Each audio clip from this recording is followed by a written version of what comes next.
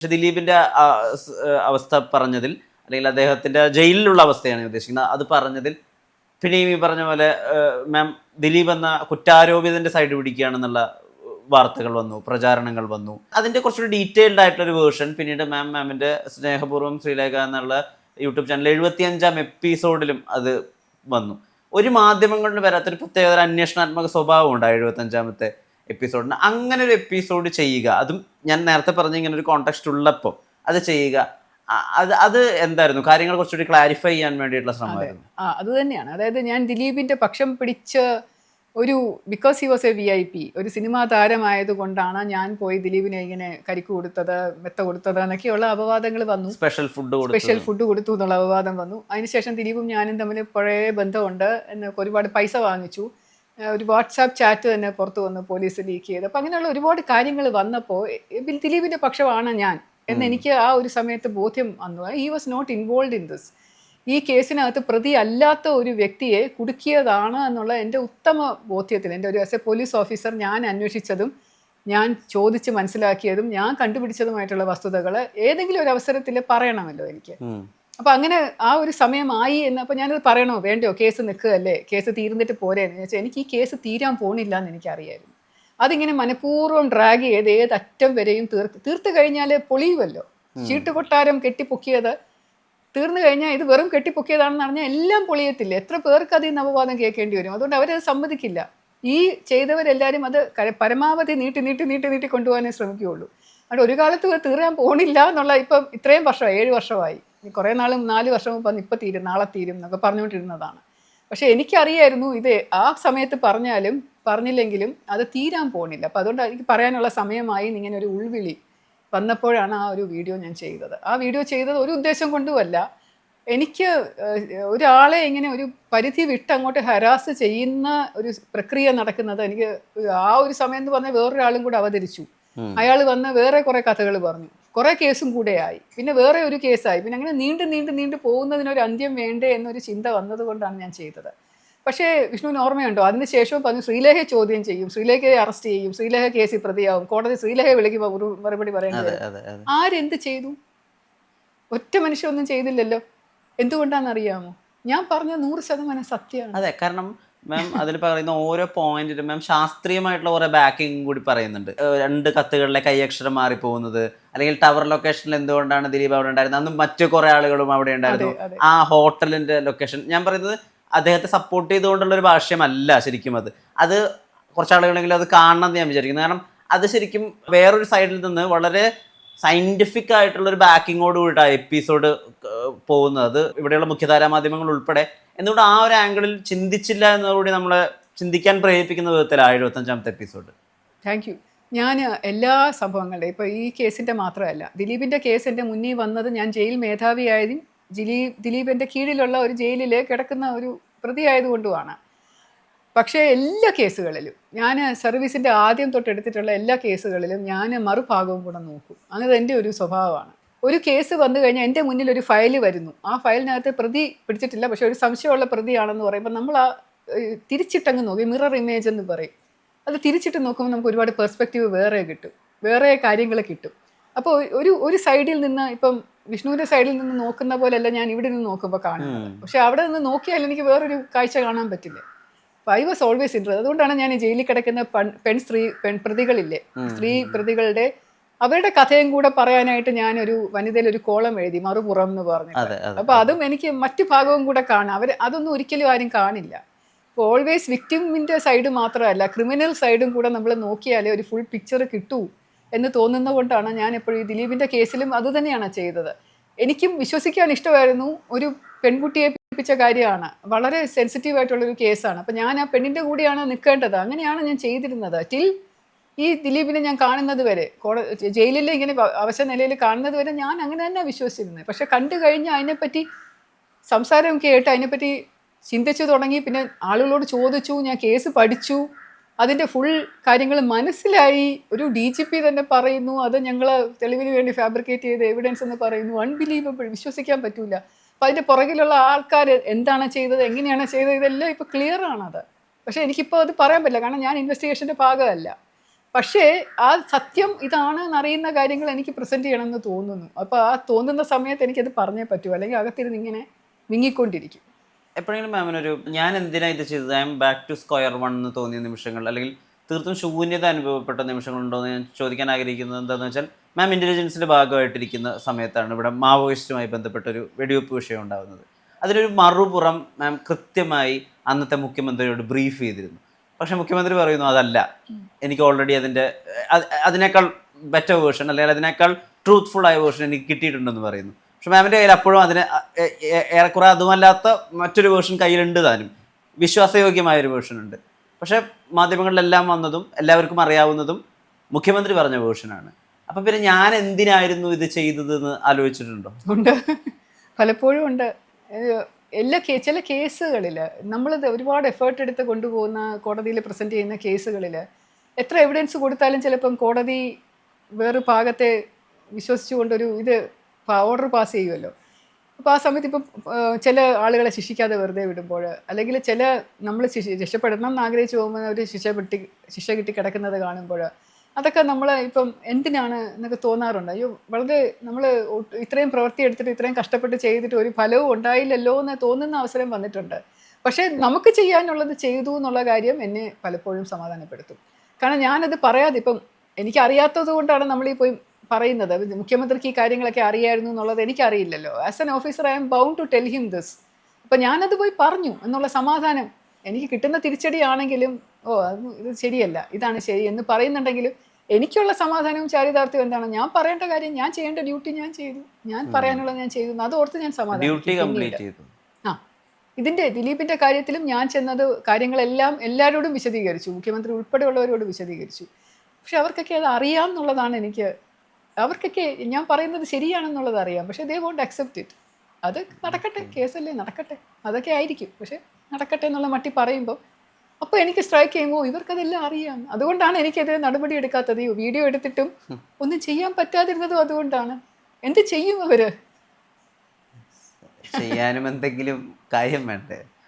അപ്പോൾ ചെയ്യും ഇങ്ങനെ മീഡിയാസ് പറഞ്ഞുകൊണ്ടിരിക്കും. ഇപ്പം ശ്രീലേഖ അറസ്റ്റ് ചെയ്യും, ശ്രീലേഖ ചോദ്യം ചെയ്യാണ്ടാണ്ട് ഇപ്പം CBI വരും, ഇപ്പം അത് കേസ് വരും. ഇപ്പം തന്നെ ഞാൻ BJP-യിൽ അംഗത്വം എടുത്തപ്പോൾ എൻ്റെ അടുത്ത് പറഞ്ഞ എന്താണ്, ED-ക്കാരെ പേടിച്ചിട്ടാണ്. ED-ക്കാരെ എൻഫോഴ്സ്മെന്റ് ഡയറക്ടറേറ്റിന് പേടിയുണ്ടെങ്കിൽ ഞാൻ എന്തിനാ BJP ചെയ്തു? കേസ് വേണ്ടേ? എന്തെങ്കിലും ഒരു കേസ് വേണ്ടേ എനിക്കെതിരെ? അല്ല, അത് how silly is this to say this.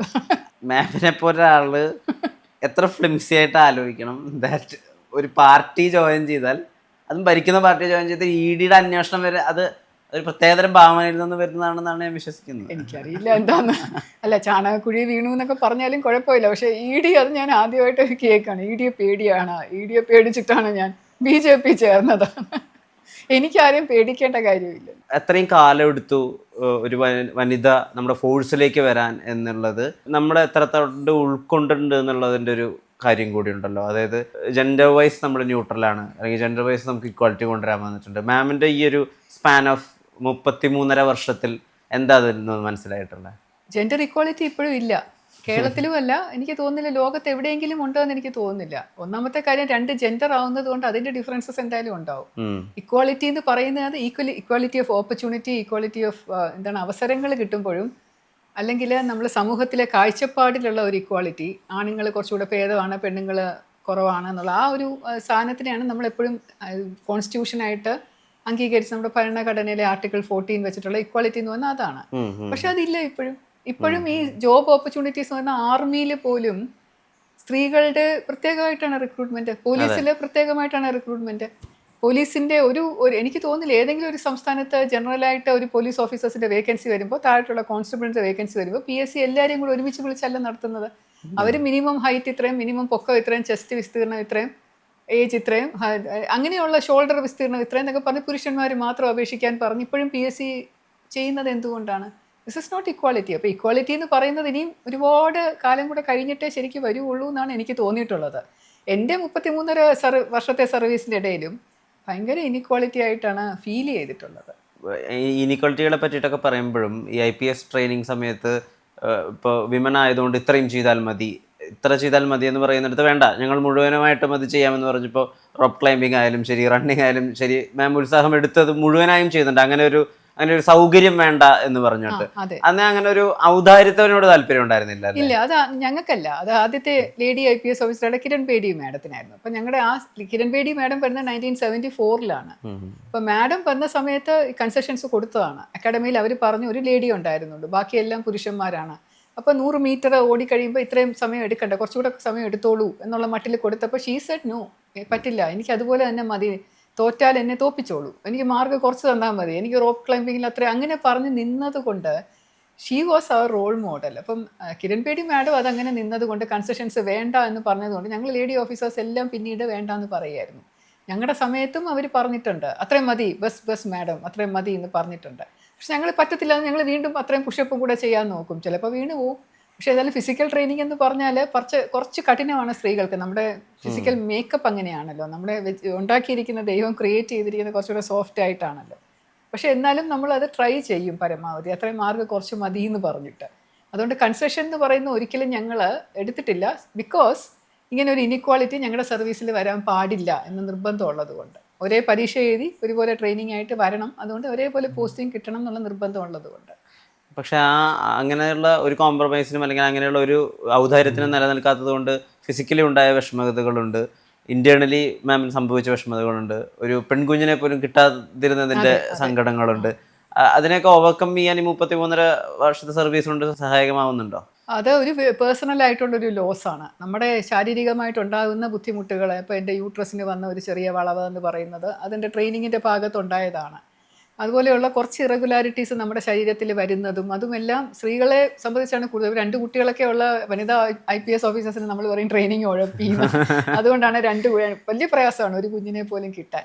പക്ഷെ അത് നമ്മുടെ പേഴ്സണൽ ലൈഫിൽ ഒരു പ്രശ്നം ഉണ്ടാകുമ്പോൾ അത് വെച്ചിട്ട് നമ്മുടെ പ്രൊഫഷണൽ ലൈഫ് കുറച്ചും കൂടെ നല്ലതാക്കാനായിട്ടൊരു ശ്രമം നടത്തും. ആ ഒരു വശത്തൊരു ഇതുണ്ടായി നമ്മൾ എന്തായാലും പോയി. പക്ഷെ എന്നാലും ട്രെയിനിങ് ഇത്രയും ആത്മാർത്ഥമായിട്ട് ചെയ്തുകൊണ്ട് നമ്മുടെ ജോലിയും അതുപോലെ ആത്മാർത്ഥമായിട്ട് ചെയ്യണം എന്ന ഒരു ചിന്ത വെച്ചിട്ടാണ് നമ്മൾ ആ ജോലിയിലെ ആത്മാർത്ഥത കാണിക്കുന്നത്. ഈ 33.5 വർഷ കാലയളവിൽ മാധ്യമങ്ങളുമായിട്ടുള്ള ഒരു സമവാക്യം ഏത് വിധത്തിലായിരുന്നു? എനിക്ക് തോന്നുന്നു ആദ്യം വലിയ ആവേശത്തോടു കൂടി മാധ്യമങ്ങൾ സ്വീകരിച്ചിട്ടുണ്ട്, വെൽക്കം ചെയ്തിട്ടുണ്ട്.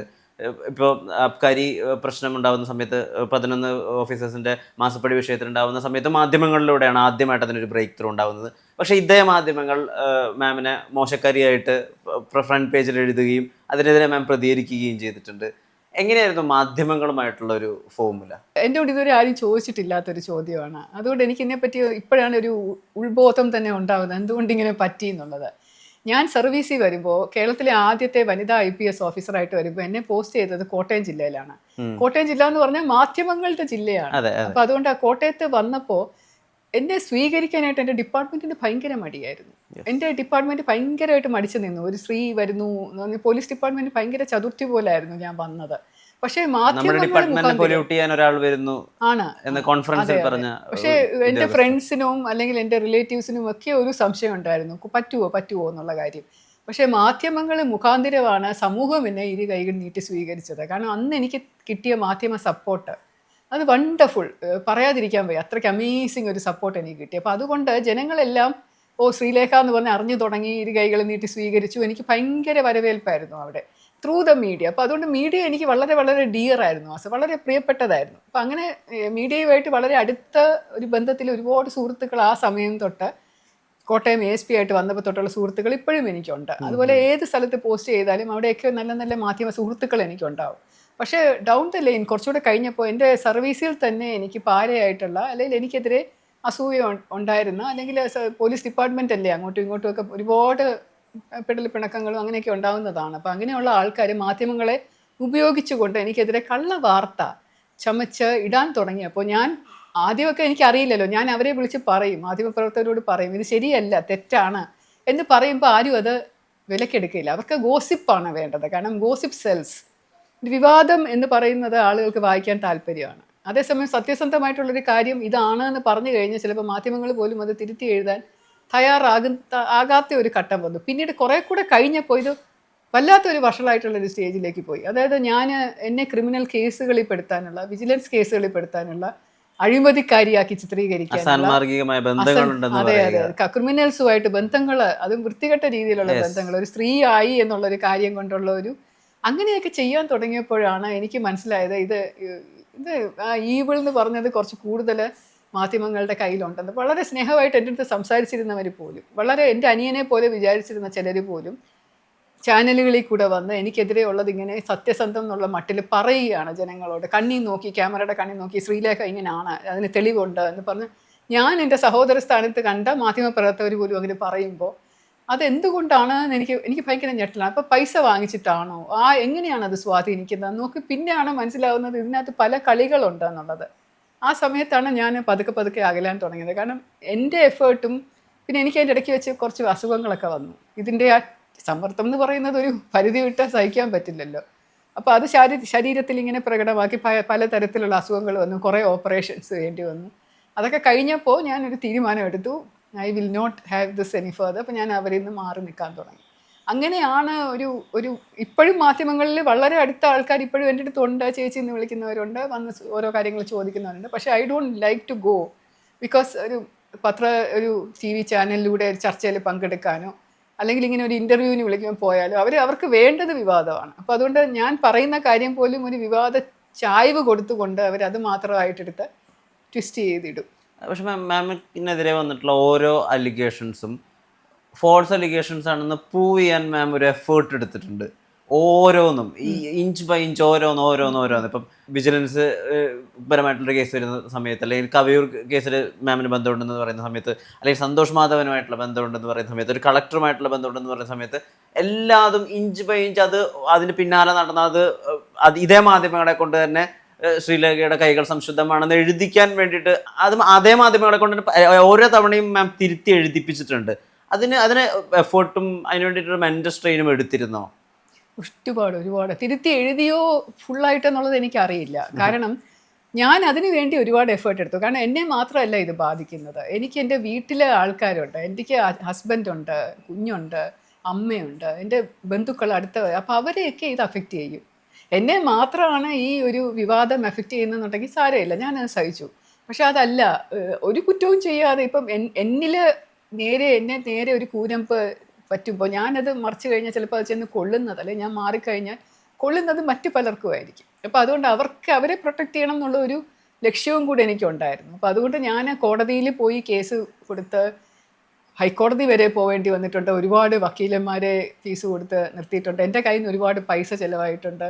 ഓരോ പ്രാവശ്യവും ഞാനിത് ചെന്ന് ഓരോ സീനിയർ ഓഫീസേഴ്സിനോട് പറയും, സപ്പോർട്ട് ചിലപ്പോൾ കിട്ടാതെ വരും. ആ കിട്ടാതെ വരുന്ന സപ്പോർട്ടിലും ഞാനത് സ്വയമായിട്ട് എവിടെയെങ്കിലും പറയണ്ടേ. അപ്പോൾ ഞാൻ എൻ്റെ വെന്യൂവിൽ കൂടെ, എൻ്റെ ഫേസ്ബുക്കിലൂടെയോ അല്ലെങ്കിൽ എൻ്റെ ബ്ലോഗ് സൈറ്റിലൂടെയോ ഒക്കെ ഞാൻ ഇതിനെക്കുറിച്ച് എഴുതും.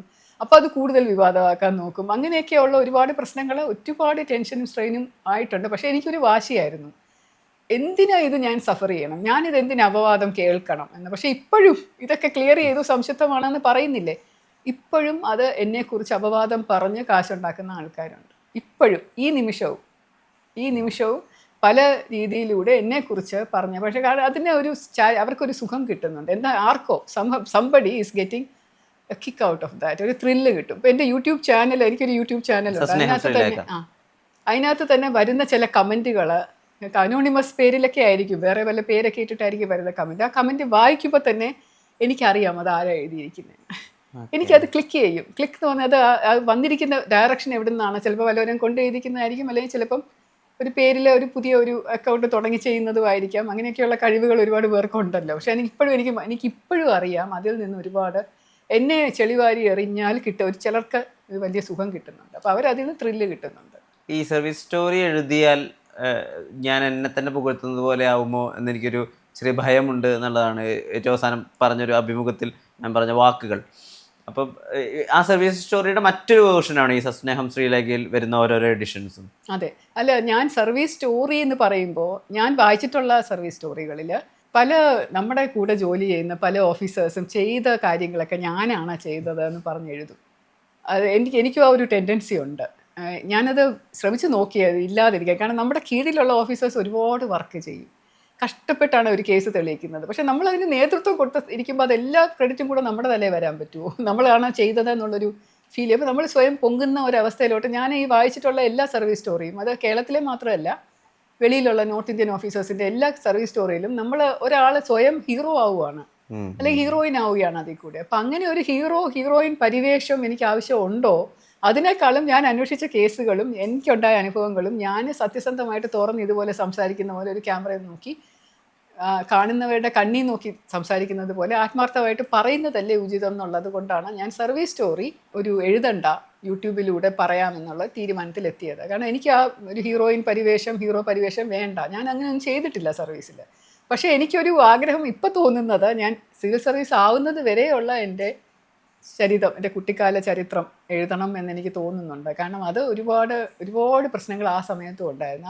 ആ ഒരു എനിക്ക് തോന്നുന്ന തീയിൽ കുരുത്ത് വന്ന ഒരു അവസ്ഥയുണ്ടല്ലോ, അതിൽ നിന്ന് വന്നതുകൊണ്ടാണ് ഞാൻ ഈ പ്രതിസന്ധികളിൽ പെട്ടെന്ന് വാടിപ്പോവാത്തത്. ഒരുപാട് പ്രശ്നങ്ങൾ ഉണ്ടായെങ്കിലും, ചലഞ്ചസ് ഉണ്ടായെങ്കിലും, കുറേ അധികം മുറിവുകൾ ശരീരത്തിലുണ്ടായെങ്കിലും, മനസ്സിലെ ഒരുപാട് പോറലുകൾ ഉണ്ടായിട്ടുണ്ടെങ്കിലും പിടിച്ച് നിൽക്കാൻ പറ്റിയില്ലേ, ഇട്ടിട്ട് പോകാൻ തോന്നിയില്ലല്ലോ. അപ്പോൾ അതുകൊണ്ട് അതിനെപ്പറ്റി എങ്ങനെ how that made me into this person എന്നുള്ളത് IPS കിട്ടുന്നത് വരെയുള്ള കഥ എഴുതണം എന്നൊരു ആലോചന ഉണ്ട്. ഒരു പ്രീക്വൽ പോലെ. ഞാൻ എവിടെയോ വായിച്ചിട്ടുണ്ട്, എനിക്ക് എപ്പോഴും കിട്ടിയിരുന്നതെല്ലാം കുട്ടിക്കാലത്ത് 2 വട്ടം ഉപയോഗിച്ചിരുന്ന സാധനങ്ങളായിരുന്നു. കാരണം ഞാൻ 3ാമത്തെ കുട്ടിയായിരുന്നു എന്നുള്ളത്. മൂന്നാമത്തെ പെൺകുട്ടിയാണ്. എൻ്റെ അമ്മയെ ഷട്ടറിട്ട് ലോക്ക് ചെയ്തിട്ട് ആണ് ഞങ്ങൾ ഉറങ്ങിയിരുന്നത്. അച്ഛൻ പെട്ടെന്നൊരു ദിവസം വിട്ടുപോവുകയായിരുന്നു എന്നുള്ളതൊക്കെ. അതൊക്കെ തന്നെയാണോ ഇന്ന് കാണുന്ന ശ്രീലേഖയുടെ ഫയർ? ആണ്, അതൊക്കെയാണ് ആ ഒരു കുട്ടിക്കാലത്തുണ്ടായിട്ടുള്ള ഓരോരോ എന്താണ് ഒരു ചലഞ്ചസ് എന്ന് നമ്മളിങ്ങനെ പറയുമല്ലോ, ഇങ്ങനെ ഓരോ ഘട്ടമായി പോകുമ്പോഴേക്കും ഇതിന് മുമ്പിൽ ഇങ്ങനെ ഭയങ്കര ഒരു മതിൽ വന്ന് നിൽക്കും. അപ്പോൾ ഒന്നുകിൽ മതിൽ ചടുന്ന ഞാൻ ഈ ഹേർഡിൽസ് ഒക്കെ ചെയ്യുമ്പോൾ ഈ ട്രെയിനിങ്ങിൻ്റെ ഇടയിൽ കൂടെ ചെയ്യുമ്പോഴും, അപ്പം ഓരോ പ്രാവശ്യവും നമ്മൾ വീഴുമ്പോഴോ മുറിയുമ്പോഴോ ഞാൻ ഇതൊന്നും ഒന്നും ഇല്ലല്ലോ, നമ്മൾ എന്തുമാത്രം ചെയ്തിട്ടുണ്ട്, പണ്ട് കുട്ടിക്കാലത്ത് എന്തുമാത്രം ഫീൽ ചെയ്തിട്ടുണ്ട് തോന്നുമ്പോൾ ഇതൊന്നും വലുതായിട്ട് തോന്നില്ല നമുക്ക്. ആ ട്രെയിനിങ് വലിയ കഠിനമായിട്ട് തോന്നില്ല.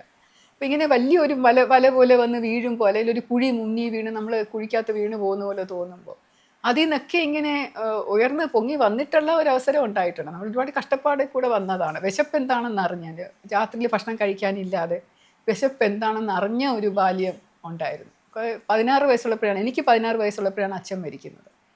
അപ്പോൾ എൻ്റെ ചേച്ചിമാർ, അമ്മയ്ക്കപ്പം 44 വയസ്സേ ഉണ്ടായിരുന്നുള്ളൂ, ജോലിയൊന്നും ഉണ്ടായിരുന്നില്ല, അനിയൻ 5 വയസ്സേ ഉണ്ടായിരുന്നുള്ളൂ. അപ്പോൾ ഇറ്റ് വാസ് സ്ട്രഗ്ലിങ്. ഒരുപാട് ബന്ധുക്കളൊക്കെ ഉണ്ടെങ്കിൽ പോലും പെട്ടെന്ന് ഇങ്ങനെ അനാഥരാവുന്ന 3 പെൺപിള്ളേരെ തലയിലെടുത്ത് വെക്കാൻ ആരും തയ്യാറാവില്ല, വലിയ ബാധ്യതയല്ലേ. അപ്പോൾ അങ്ങനെയൊക്കെയുള്ള ഒരുപാട് ഘട്ടങ്ങളിലൂടെ കടന്നു പോയിട്ടുള്ള ഒരു ബാല്യമായിരുന്നു. വളരെ കുറവ് അഭിമുഖങ്ങളെ കൊടുത്തിട്ടുള്ളൂ, പക്ഷേ കൊടുത്ത അഭിമുഖങ്ങൾ ഒക്കെ തന്നെ ഒരു രീതിയിൽ അല്ലെങ്കിൽ മറ്റൊരു രീതിയിൽ ചർച്ചയായിട്ടുണ്ടായിരുന്നു. സർവീസിൽ നിന്ന് ഇറങ്ങിയ ഉടനെ തന്നെ കൊടുത്തിട്ടുണ്ടായിരുന്ന, മനോരമയ്ക്ക് കൊടുത്തിട്ടുണ്ടായിരുന്ന നേരെ ചൊവ്വേ എന്നുള്ള അഭിമുഖം, അത് ആളുകൾ പല രീതിയിൽ വിവർത്തനം ചെയ്യുകയും അതിൽ മാം പറഞ്ഞ ഓരോ സെൻറ്റൻസ് ഖണ്ഡിച്ചും അതിലെ ഓരോ ചെറിയ ആംഗിളുകൾ എടുത്തൊക്കെ പല വിധത്തിൽ അന്ന് ചർച്ച ചെയ്തു. അതിലാളുകൾ വളരെയധികം വിമർശനാത്മകമായി സമീപിച്ച ഒരു വരി എന്ന് പറഞ്ഞത്, മാമിനൊരു വിശ്വാസ്യതയുണ്ട്, മാമിൻ്റെ അടുത്ത് വന്നു കഴിഞ്ഞാൽ പ്രശ്നങ്ങൾ സോൾവ് ആകുമെന്ന് വിചാരിക്കുന്ന ഒരു പറ്റം സ്ത്രീകൾ ഇപ്പോഴുമുണ്ട്, വിരമിച്ചിട്ടും മാമിനെ വിളിക്കുന്ന സ്ത്രീകളുണ്ട്. അപ്പോൾ അതിൽ അന്ന് പറഞ്ഞിരുന്നൊരു വിഷയം, ഒരു SI, ഒരു വനിതാ SI ലൈംഗിക ചൂഷണത്തിന് ഇരയാവുമ്പോൾ അത് മാമിൻ്റെ അടുത്ത് പേഴ്സണലി വന്ന് പറയുമെന്നും മാം അവരെ സംരക്ഷിച്ചു വെച്ചിരുന്നു എന്നുമാണ്. പക്ഷേ അതിനന്ന് നിയമപരമായൊരു നടപടി എടുക്കേണ്ടതായിരുന്നില്ലേ എന്നും മാം അന്ന് എന്തുകൊണ്ടായിരിക്കും മൗനം പാലിച്ചതെന്നും ആളുകൾ വലിയ രീതിയിൽ ചർച്ച ചെയ്തിരുന്നു. എന്താണ് അതിൻ്റെ സത്യാവസ്ഥ? പോലീസ് ഡിപ്പാർട്ട്മെൻറ്റിൽ ജോലി ചെയ്യാത്തവർക്ക് അങ്ങനെയൊക്കെ തോന്നാം. ഡിപ്പാർട്ട്മെൻ്റ് എന്ന് പറയുന്നത് വളരെ വലിയൊരു ഹൈറാർക്കിയിലാണ് നിൽക്കുന്നത്. ഡിസിപ്ലിൻ എന്ന് പറയുന്നത്, അച്ചടക്കം എന്ന് പറയുന്നത്, എന്താണ് അടിത്തറ എന്ന് പറയുന്നത് ഡിസിപ്ലിനാണ്. ഒരു ഹൈറാർക്കിക്കൽ ലെവലിൽ നിൽക്കുന്ന ഒരു സ്ട്രക്ചർ ഉള്ളപ്പോൾ, ഞാൻ ASP ആയിട്ടിരിക്കുന്ന സമയത്ത് എൻ്റെ കൂടെയുള്ള ഒരു സബ് ഇൻസ്പെക്ടർ, എൻ്റെ അടുത്ത് സുന്ദരിയായിട്ടുള്ളൊരു വനിതാ സബ് ഇൻസ്പെക്ടർ വന്ന് എൻ്റെ അടുത്ത് വരേണ്ട കാര്യമില്ല, പക്ഷെ അന്ന് അവർ വന്ന് വളരെ പരിഭ്രമിച്ച് കരഞ്ഞുകൊണ്ടിരിക്കുന്നു. എന്താണെന്ന് ചോദിച്ചപ്പോൾ പറഞ്ഞ് എന്നെ പോലീസ് ക്ലബ്ബിലേക്ക് ഇന്നെ DIG വിളിപ്പിച്ചിട്ടുണ്ട്. DIG എന്ന് പറഞ്ഞാൽ റേഞ്ചിൻ്റെ ചാർജുള്ള DIG. അപ്പോൾ റേഞ്ചിൻ്റെ ചാർജുള്ള DIG വിളിപ്പിക്കുന്ന ഓഫീസർ പോവണ്ടേ? അപ്പം ഞാൻ ചോദിച്ചു, നിങ്ങൾ എന്താ പോവാതെ എൻ്റെ അടുത്ത് വന്നിരിക്കുന്ന, അച്ചടക്ക ലംഘനമല്ലേ, പോവണ്ടേന്ന് ചോദിച്ചപ്പോൾ നല്ല ഉദ്ദേശത്തിനല്ല മാഡം വിളിക്കുന്നത്, മാഡം ഒന്ന് എന്നെ സപ്പോർട്ട് ചെയ്യണം, ഞാൻ മാഡത്തിന് വിളിച്ചത് കൊണ്ട് ഇവിടെ വന്നിരുന്നതാണെന്ന് പറയണം, പ്ലീസ് പ്ലീസ് പ്ലീസ് എന്ന് പറഞ്ഞ് കരയുകയാണ്. അപ്പം ഒരു പ്രാവശ്യം വിളിച്ച് പോയിട്ടുള്ളപ്പോൾ ഒരു മോശം അനുഭവം ഉണ്ടായത് കൊണ്ടാണല്ലോ ഇവിടെ വന്നിരുന്ന് കരയുന്നത്. കല്യാണം കഴിച്ച സ്ത്രീ, 2-3 കുഞ്ഞുങ്ങളുള്ള സ്ത്രീ. അപ്പോൾ ഈ സ്ത്രീയെ പിടിച്ചിങ്ങനെ ഒരു DIG അവിടെ വിളിപ്പിക്കുക എന്ന് പറഞ്ഞാൽ, അതും ഒരു സ്പെഷ്യൽ ബ്രാഞ്ച് DYSP മുഖാന്തരം. സ്പെഷ്യൽ ബ്രാഞ്ച് DYSP പറഞ്ഞാൽ ആ സമയത്ത് എൻ്റെ തത്തുല്യ പദവിയാണ്. SP-ക്ക് ഇതിനെപ്പറ്റി ഒരു കാര്യവുമില്ല പറഞ്ഞിട്ട്. അപ്പം ഞാൻ ഇതിൽ ഈ ഒരു കാര്യത്തിൽ ഞാൻ DIG വിളിച്ച് പറയുകയാണ്, സർ സാറ് വിളിപ്പിച്ച ഇന്ന ഓഫീസർ എൻ്റെ മുമ്പിൽ ഇരിക്കുകയാണ്. അപ്പോൾ എനിക്ക് രക്ഷിക്കേണ്ട എനിക്ക് തോന്നി, അപ്പം കഷ്ടമല്ലേ, അപ്പോൾ സാർ എൻ്റെ മുമ്പിൽ ഇരിക്കണം, അവർക്ക് വരാൻ പറ്റില്ല കേട്ടോ സാർ, ഞാനത് പറയാൻ വേണ്ടി വിളിച്ചാണത്, ഞാനത് വെച്ചു. ഈ ഒരു കാര്യത്തിന് ആ പ്രശ്നം തീർന്നേ. അദ്ദേഹത്തിനും മനസ്സിലായ കാര്യം എന്താണെന്ന് എനിക്കറിയാം. അങ്ങനെ സോൾവ് ചെയ്യുന്നതാണ് ബെറ്റർ. ഇതുപോലെയുള്ള ലൈംഗിക ചൂഷണം അനുഭവിക്കുന്ന ഒരുപാട് വനിതാ ഓഫീസേഴ്സ് ഉണ്ടെന്നുള്ളത് എനിക്കറിയാം. എൻ്റെ മുന്നിൽ വന്ന ഒരു കാര്യം, ഞാൻ ആ DIGക്കെതിരെ എങ്ങനെ പരാതി കൊടുക്കും? എന്ത് പ്രൂഫിൻ്റെ ബേസിസിൽ? ഇവരുടെ പ്രൂഫിൻ്റെ. അവർക്ക് ജോലി പോകില്ലേ? കുടുംബം നഷ്ടപ്പെടില്ലേ? അവരുടെ ഭർത്താവ് അറിയില്ലേ? എങ്ങനെയാണ് ഞാനത് പബ്ലിക്കാക്കി അവരെ സപ്പോർട്ട് ചെയ്ത് DIGക്കെതിരെ ആക്ഷൻ എടുക്കുന്നത് ആസ് എൻ ASP? എനിക്ക് എങ്ങനെ ചെയ്യാൻ പറ്റും? എന്നെക്കാളും 2 റാങ്ക് സീനിയറാണ് ഞാൻ. ASP ആയിരിക്കുമ്പോൾ SP, DIG എന്ന് പറഞ്ഞാൽ 2 റാങ്ക് സീനിയർ ആയിട്ടുള്ള ആളാണ്. ആൾക്കെതിരെ ഞാൻ DGPക്ക് പരാതി കൊടുക്കണം?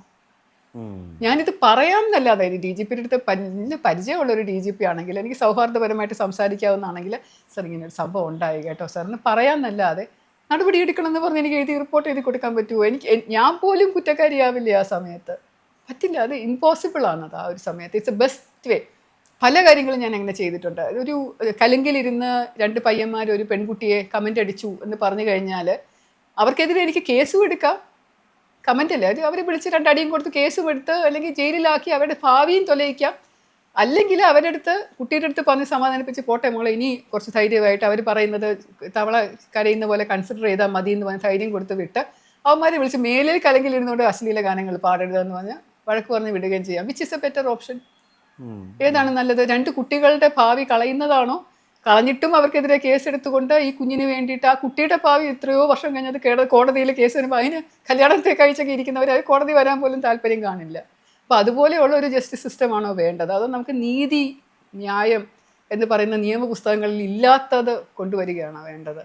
പോലീസ് ഓഫീസേഴ്സ് എന്ന് പറഞ്ഞാൽ ഇതും കൂടെ ചെയ്യണ്ടേ? ന്യായം നടപ്പാക്കുന്നത് പലപ്പോഴും ഈ മാമിൻ്റെ ഉള്ളിലുള്ള ഇമോഷണൽ ആംഗിളിൻ്റെ ഭാഗമായിട്ട് കൂടിയിട്ടാണെന്നാണ് ഞാൻ വിചാരിക്കുന്നത്. ഇപ്പം മാം ചില പ്രതികളെ അടിച്ച കഥകളൊക്കെ വളരെ ഫേമസ് ആണ് ഇൻ ദ റൈറ്റ് സെൻസ്.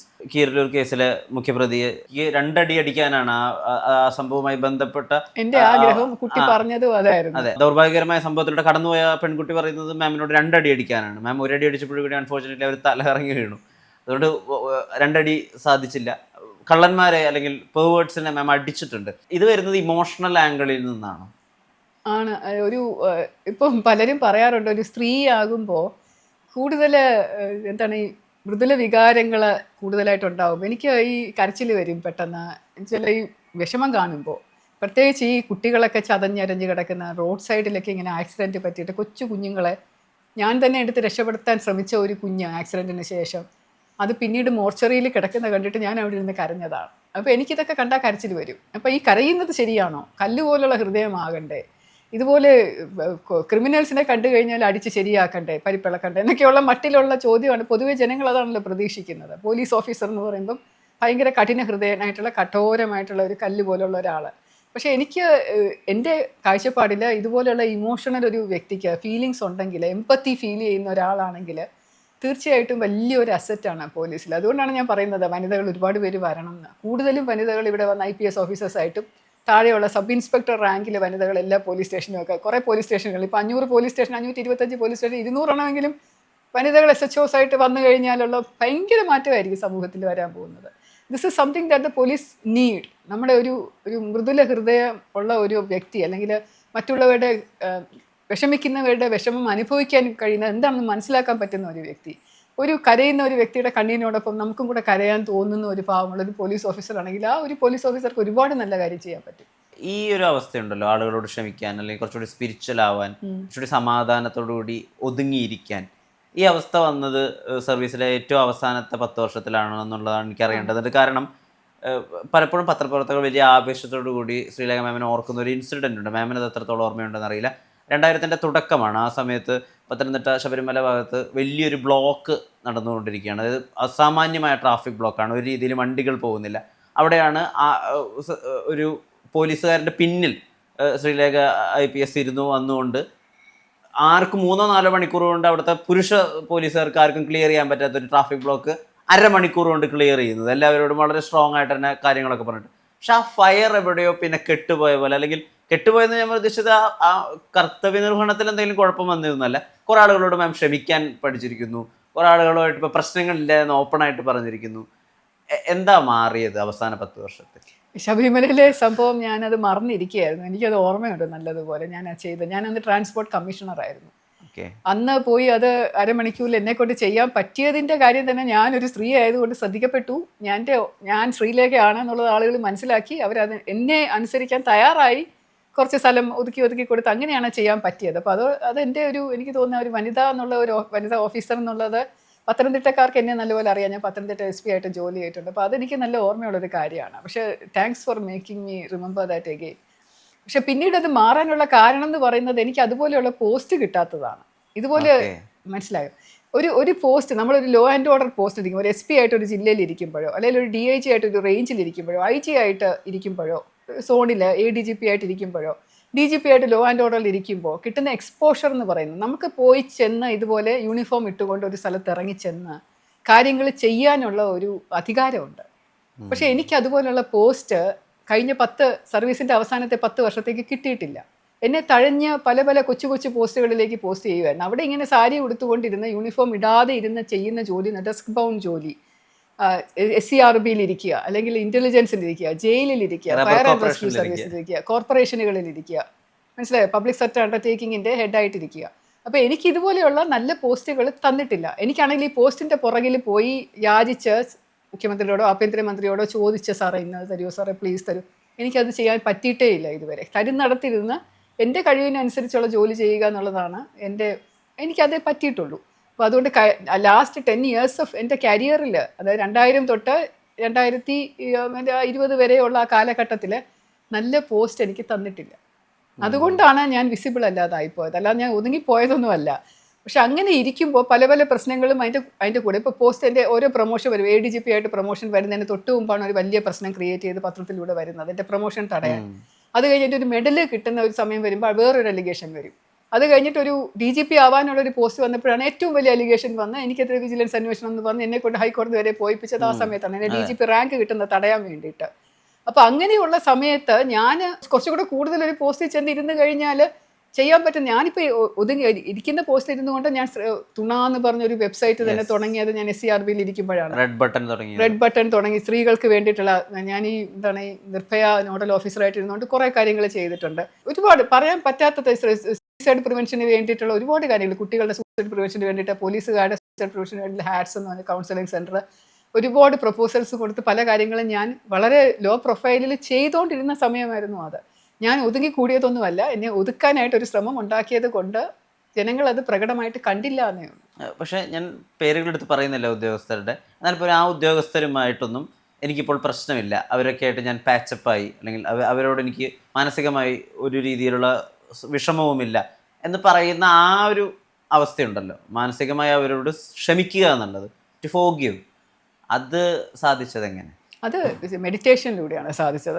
മോൻ പറഞ്ഞത് ശരിയാണ്, വിഷ്ണു പറഞ്ഞത്. അത് ഒരു പെർട്ടിക്കുലർ ടൈം ആയപ്പോൾ ഞാൻ പറഞ്ഞല്ലോ, കുറേ അസുഖങ്ങളൊക്കെ വന്ന ശരീരം ഞാൻ ശ്രദ്ധിക്കുന്നില്ല. ഞാൻ കൂടുതൽ ആത്മാർത്ഥത എൻ്റെ സർവീസിനോട് കാണിക്കുന്നു, ഡിപ്പാർട്ട്മെൻറ്റിനോട് കാണിക്കുന്നു, സമൂഹത്തിനോട് കാണിക്കുന്നു, എന്നോടൊരു തീരെ ആത്മാർത്ഥത പോലും ഞാൻ കാണിക്കുന്നില്ല എന്നൊരു തോന്നൽ വന്നപ്പോഴാണ് ഞാൻ സ്വയം എന്നെക്കുറിച്ച് കൂടെ ശ്രദ്ധിക്കാൻ തുടങ്ങിയത്. അതൊരു വലിയ ട്രാൻസ്ഫോർമേഷൻ ആയിരുന്നു. കാരണം ഞാൻ ബുക്കുകൾ എപ്പോഴും വായിക്കുന്ന ആളാണല്ലോ. അപ്പോൾ ഞാൻ വായിച്ചിരുന്ന പൾപ്പ് ഫിക്ഷൻ നിർത്തിയിട്ട് ഞാൻ സ്പിരിച്വൽ ആയിട്ടുള്ള പുസ്തകം വായിക്കാൻ തുടങ്ങി. ഇതിൻ്റെ ഏകദേശം മഹാബലിയുടെ ചിന്തകൾ വരുന്നതിൻ്റെ റിലേറ്റഡ് ആയിട്ടുള്ള ആ ഒരു സമയത്താണ്.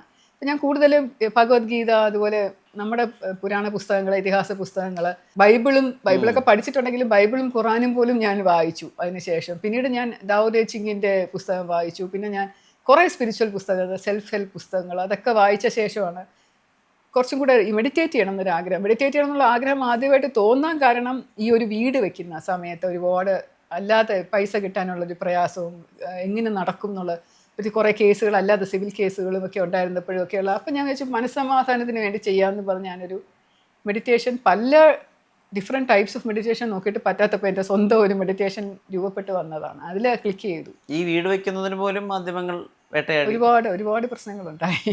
പക്ഷേ അത് കുഴപ്പമില്ല, അതൊന്നും സാരമില്ല. അതൊക്കെ ഞാൻ പറഞ്ഞല്ലോ, എല്ലാവരെയും ഫോർഗീവ് ചെയ്യുന്ന ഒരു സ്റ്റേജ് വന്ന സമയത്ത് ഭയങ്കരമായിട്ടൊരു മാനസികമായിട്ടൊരു സംതൃപ്തി കിട്ടി. നമുക്ക് ഒന്നും it doesn't matter at all. ഇതൊന്നും മാധ്യമങ്ങൾ ഒന്നും ഇമ്പോർട്ടൻ്റ് അല്ല, മറ്റേ ശത്രുക്കളൊന്നും ഇമ്പോർട്ടൻ്റ് അല്ല, ഒരു പർട്ടിക്കുലർ വ്യക്തി ഇമ്പോർട്ടൻ്റ് അല്ല. നമ്മളുടെ ഉള്ളിലുള്ളത് മാത്രമാണ് ഇമ്പോർട്ടൻ്റ്. അതും മറ്റുള്ളവരുമായിട്ട് ഒരു വ്യത്യാസവും ഇല്ല എന്ന് മനസ്സിലാകുന്നത്. അതായത് അതെല്ലാം ഒന്നാണ് എന്നുള്ളൊരു എന്താണ് ഒരു അറിവ് വരും. ഞാനിപ്പോൾ കാണുന്ന കാര്യങ്ങളൊന്നും എന്നിൽ നിന്ന് വ്യത്യാസമല്ല, അത് ഞാനാണ്. ഇപ്പോൾ എൻ്റെ ശത്രു എന്ന് പറയുന്നത് അതും എൻ്റെ ഭാഗം തന്നെയാണ്, ഞാൻ തന്നെയാണ് അത് ഉണ്ടാക്കിയെടുത്തത്. ഈ മാധ്യമങ്ങൾ സൃഷ്ടിച്ച വാർത്തകളും എല്ലാം ഇറ്റ്സ് ബിക്കോസ് ഓഫ് മീ, അല്ലെങ്കിൽ എൻ്റെ കുഴപ്പം കൊണ്ട്, അല്ലെങ്കിൽ എൻ്റെ ഭാഗം തന്നെയാണ് അത് എന്നുള്ള ഒരു തിരിച്ചറിവെന്ന് പറയുന്നത് ഒരു അമേസിങ്.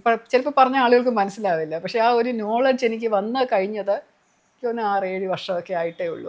മെഡിറ്റേഷൻ ക്ലിക്ക് ചെയ്യാൻ തുടങ്ങി, എനിക്ക് യോഗ ശരിക്കും വരാൻ തുടങ്ങി. ഞാനിപ്പോൾ യാതൊരു വിധത്തിലുള്ള എക്സസൈസുകളും ഒന്നും ചെയ്യുന്നില്ല. ഓട്ടോ ചാട്ടോ രാവിലെ എണീറ്റ് കുറേ നടക്കുമായിരുന്നു. ഞാൻ 1.5 മണിക്കൂർ 2 മണിക്കൂറൊക്കെ പണ്ട് നടക്കാൻ പോയിട്ടുണ്ടായിരുന്നു.